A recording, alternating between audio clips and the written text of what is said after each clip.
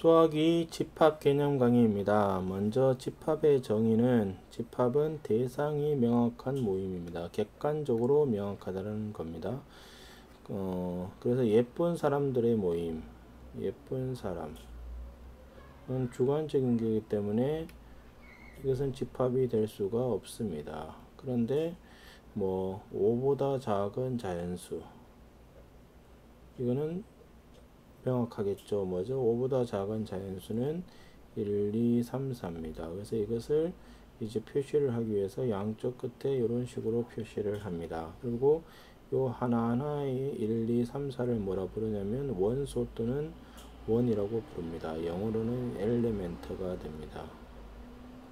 그 다음에 이제 그 집합을 표시하는 방법이 원소를 하나하나 나열하는 그 양쪽에 집합을 열어서 이렇게 하는 방법도 있고, 이게 너무 많은 경우는 조건 제시법으로 씁니다. 홀수는 1, 3, 5, 7, 9 이렇게 너무 많으니까 이런 것들은 조건 제시법으로 씁니다. 그리고 이것을 원소 나열법으로 하면 1, 3, 5, 7 이렇게 되고, 계속 가는 부분들은 이렇게 쓰는 겁니다. 벤 다이어그램이라는 것은 그림을 사용해서 집합을 나타내는 방법입니다.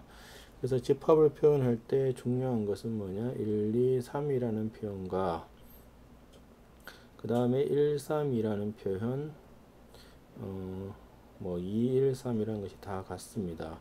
이것이 이제 뭐냐, 순서가 없다는 겁니다. 순서가 없다. 그래서 나중에 이 부분은 이제 조합의 개념을 가지고 있습니다. 그래서 이것은 나중에 할 거기 때문에 지금은 모르셔도 됩니다. 그래서 벤 다이어그램이라는 것은 그림을 사용해서 집합을 나타내는 겁니다. 그래서 x는 홀수 같으면 동그라미를 치고 여기에다가 1, 3, 5, 7 이렇게 하는 것을 벤 다이어그램이라 부릅니다. 그래서 그 다음에 이제 원소의 개수에는 유한집합이라는 것은 유한이라는 것이 한계가 있다라는 뜻입니다. 그래서 A가 1, 2로 구성이 되어 있으면 NA, 이게 이제 집합을 나타내는 원소의 개수를 나타내는 방법인데 NA는 2라고 합니다. 무한집합이라는 것은 무한히 많은 거죠. 자연수 같으면 1, 2, 3 이런 것들은 개수를 잴 수 없습니다. 공집합은 원소가 하나도 없는 집합을 나타내는 겁니다. 그래서 공집합의 원소의 개수는 0입니다. 그런데 주의를 하셔야 될 것은 뭐냐, 이거는 뭐냐, 공집합을 원소로 하기 때문에 n의 얘는 뭐죠, 공집합의 원소로 하기 때문에 1이 된다는 겁니다. 요 두 개를 잘 구별을 하셔야 됩니다. 그래서 집합의 원소를 어떻게 표시를 하느냐, A에 이렇게 표시하면 속한다. 그 다음에 이렇게 삼지창을 열고 딱 끄면 속하지 않는다라고 표시를 하게 됩니다. 자, 그래서 예제를 보시면 다음 모임들 중에서 집합은 객관적으로 분명해야 되는데 착한 학생의 모임은 객관적으로 분명하지 않고 힘센 사람도 빨간 사과는 도대체 빨간 것이 어디까지가 빨가냐 이런 부분들이 있기 때문에 안 되고, 한국 남자의 모임은 명확하니까 맞고, 아름다운 여인의 모임은 틀렸습니다. 정수의 집합은 Z, 유리수의 집합은 Q, 실수의 집합은 R이라고 돼. 다음 중에서 옳지 않은 것은, 얘는 마이너스 2는 정수라는 뜻이니까 맞습니다. 얘는 0은 정수다 맞죠? 0.5는 유리수다 맞습니다. 루트 2는 유리수가 아니다 맞고, 루트 3은 실수가 아니다, 루트 3은 실수므로 틀렸습니다. 다음 집합을 원소 나열법으로 나타내려갔습니다. 10의 양의 약수는 이렇게 열고 1, 2, 3, 4, 6, 12 이런 것들이 원소 나열법이겠죠. 그 다음에 원소 나열법 5의 양의 배수니까 5, 10, 15, 20 이런 것들이 원소 나열법입니다. 조건 제시법으로 나타내려고 한 것은 2, 3, 5, 7, 11이라는 건 소수므로 x 바를 하나 하고 x는 소수 이렇게 표시를 하는 것이 조건 제시법입니다. b는 2부터 50까지 짝수이므로 x는 50 이하의 짝수 이렇게 적으면 이것이 바로 뭐라고요? 조건 제시법이 되는 겁니다. 그 다음에 부분집합이라는 것은 A의 모든 원소가 B에 들어오면 A, 오른쪽 B 이렇게 표시를 하고, 진 부분집합이라는 것은 진짜 부분집합입니다. 그래서 A가 B의 부분집합이고 A랑 B랑 다르면 이것을 진 부분집합이라는 용어를 씁니다. 그래서 A가 B에 들어온다는 얘기는 임의의 AX에 대해서 반드시 B에 들어오는 겁니다. 그래서 A랑 B가 같다라는 뜻은 두 개의 집합이 완전히 같다라는 뜻이고, 그것은 A가 B의 부분집합이고 B가 A의 부분집합이 되면 저렇게 했습니다. 그래서 공집합은 모든 집합의 부분집합이 됩니다. A는 A의 부분집합이고 U는 보통 전체 집합을 U라고 씁니다. universal. 그래서 A가 B에 들어오고 B가 C에 들어오면 어떻게 되겠죠? 예, 당연히 A가 C에 들어옵니다. 그 다음에 A가 B에 들어오고 B가 C에 들어오고 다시 C가 A에 들어오면 이건 뭔 뜻이냐면 A랑 C가 완전히 같다는 뜻이고, 당연히 중간에 있는 B도 같습니다. 예제를 보면 다음 집합의 부분집합을 모두 구하라고 했습니다. 공집합의 부분집합은 공집합, 그 다음 원소 한 개짜리 부분집합은 공집합 A, 그 다음 A 부분집합은 공집합 A, B, AB입니다. 그 다음 A 부분집합은 공집합 A, B, C, 그 다음에 두 개짜리는 AB, AC, BC, 그 다음에 세 개짜리는 ABC가 됩니다. 그래서 이 원소의 부분집합은 얘가 한 개, 얘는 두 개, 얘는 네 개, 얘는 8개가 되어서 규칙이 있는 것을 알 수 있습니다. 보기 2번은 A 부분집합을 모두 구하라 했으므로 공집합, 그 다음 원소 한 개짜리는 이거, 그 다음에 이거, 얘가 하나의 원소입니다. 여기 하나의 그냥 원소라고 보시면 공집합 1 이렇게 됩니다. 그 다음에 보기 3번은 다음 세 집합의 포함 관계를 물었습니다. A는 2, 3, 5, 7이고 B는 1부터 10까지의 정수니까 1, 2, 3, 4부터 10까지고 C는 소수이므로 2, 3, 5, 7이 됩니다. 그래서 A랑 C랑은 같고 이것은 B의 부분집합이 됩니다.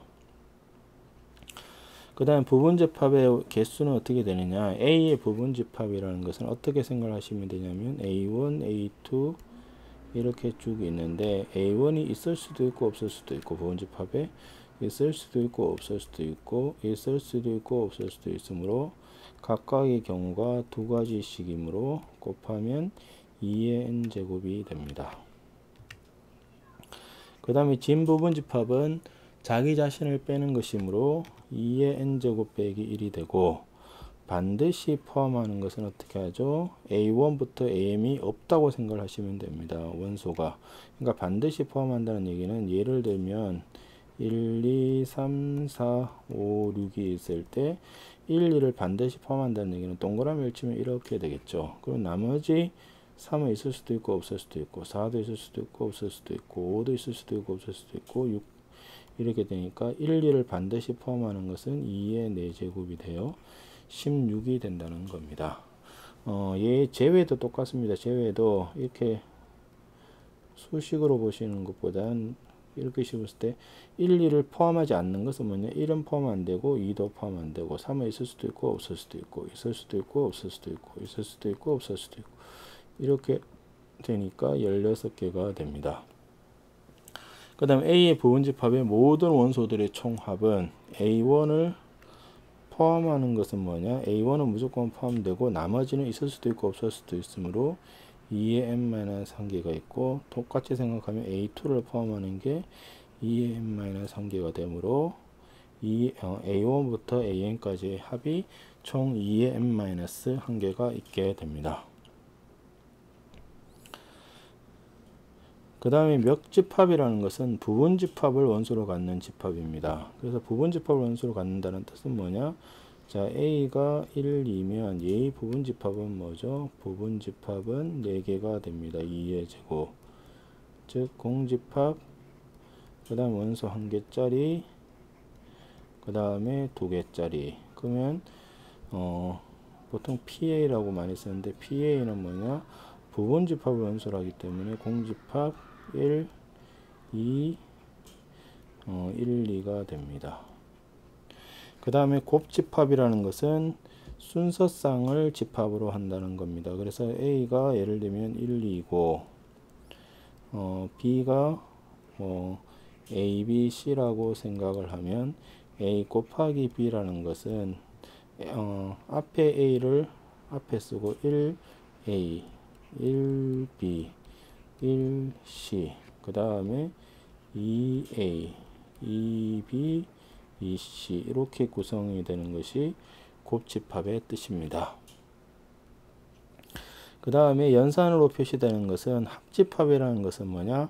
A랑 B의 또는으로 연결을 하기 때문에 있는 원소들은 다 때려 넣어 달라는 거고, 교집합이라는 것은 이거니까 동시에 들어오는 것들을 다 구하는 겁니다. 차집합이라는 것은 A 빼기 B라는 것은 A에는 있고 B에 없는 것들을 구해달라는 뜻입니다. 그래서 그림상으로는 여기가 되고, 여집합이라는 것은 A에 없는 것들입니다. 그래서 벤 다이어그램이라는 것이 동그라미 2개를 가지고 집합을 표시를 이렇게 합니다. 그래서 여기가 A고 여기가 B입니다.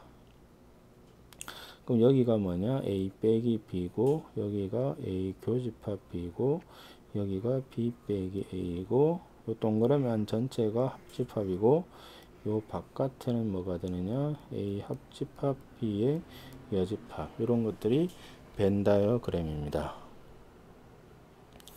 그러면 이제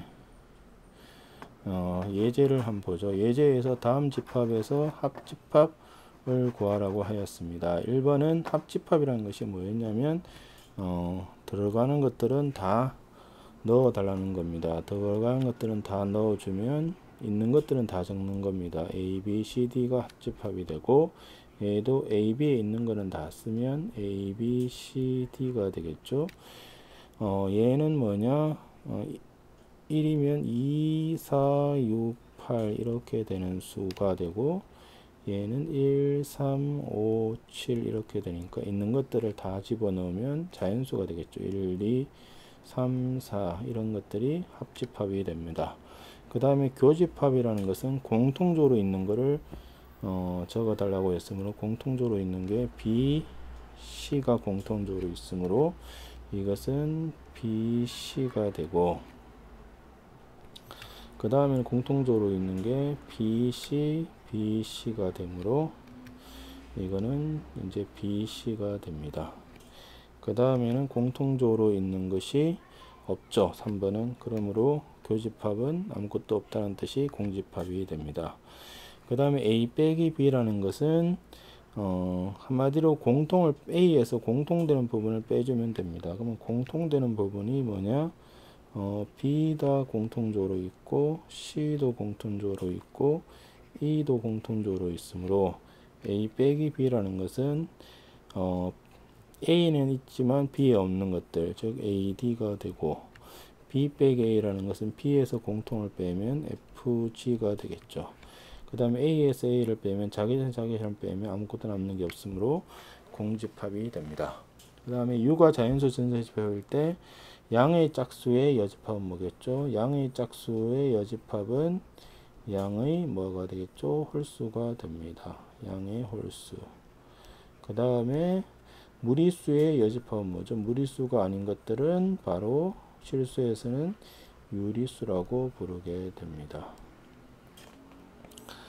자, 마지막으로 집합의 포함 관계입니다. 그래서 A가 B에 들어오고 B가 C에 들어오면 벤 다이어그램을 그려보시면 자, 이런 관계 있겠죠. 여기가 A, 여기가 B, 여기가 C니까 결국 A는 C에 들어오게 됩니다. 그 다음에 2번이 아주 중요한데, A가 B의 부분집합이라는 것은 그림상에서 보면 이렇게 됩니다. 그러면 여집합을 취하면 방향이 바뀝니다. 그 다음에 A 교집합 B는 공통적으로 있는 건 A, 합집합은 다 때려 넣으면 B.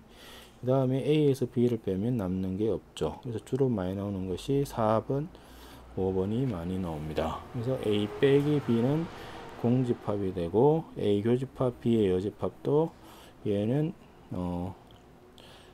같게 됩니다. 그러니까 A 빼기 B랑 A 교집합, B의 여집합이 같다. 이것도 좀 기억을 해 주실 필요가 있습니다. 이게 말의 뜻이 A 빼기 B라는 것이 A는 있고 B 없는 거므로 그것이 교집합이랑 같다는 겁니다. 이것은 벤 다이어그램으로도 설명이 되는데, A 빼기 B라는 것은 어디였냐면 여기가 A 빼기 B입니다. 그 다음에 A 교집합, B의 여집합이라는 것은, 자, A는 요 동그라미 안쪽이고 B의 여집합은 어디냐면, B의 여집합은 이 부분인데, 요게 B고 요게 A일 때 이거랑 A랑 만나는 부분은 여기므로 이게 A 교집합 A 빼기 B가 됩니다.